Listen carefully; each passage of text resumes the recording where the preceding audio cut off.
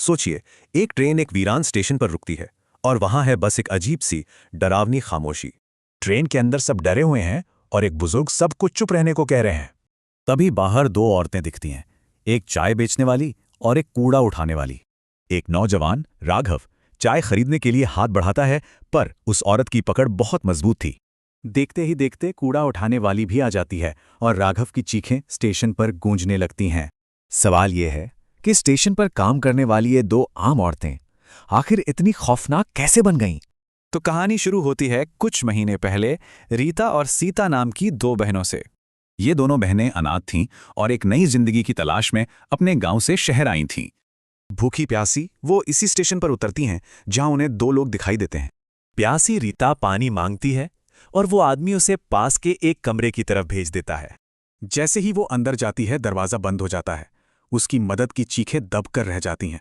उन दोनों बहनों को बेरहमी से मार दिया गया और उनकी आत्माएं वहीं स्टेशन पर कैद हो गईं। उनकी मौत एक राज बनकर रह गई, जब तक कि उनकी आत्माओं ने बदला लेना शुरू नहीं किया। अब वो बुजुर्ग आदमी सच का पता लगाने के लिए बहनों के गांव पहुंचता है। वहां चाचा की पत्नी उसे एक पता देती है और ये पता एक शक्तिशाली तांत्रिक का निकलता है।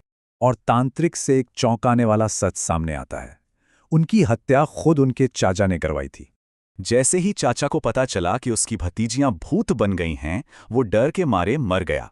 अब सच जानने के बाद वो बुजुर्ग और तांत्रिक वापस उसी स्टेशन पर लौटते हैं। आधी रात को तांत्रिक उन तड़पती आत्माओं को शांत करने के लिए एक अनुष्ठान शुरू करता है। वो बहनों को बताता है कि उनकी मौत का जिम्मेदार उनका चाचा था और फिर चाचा की आत्मा को बुलाता है। चाचा की आत्मा अपनी भतीजियों के सामने अपना गुनाह कबूल करती है और उनसे माफी मांगती है। सच्चाई जानने के बाद बहनें अब बदला नहीं बल्कि मुक्ति मांगती हैं। तांत्रिक उन आत्माओं पर गंगाजल छिड़कता है और देखते ही देखते वो गायब हो जाती हैं। और इसी के साथ ये कहानी हमें एक कड़वा सच बता जाती है कि अक्सर धोखा अपने ही देते हैं।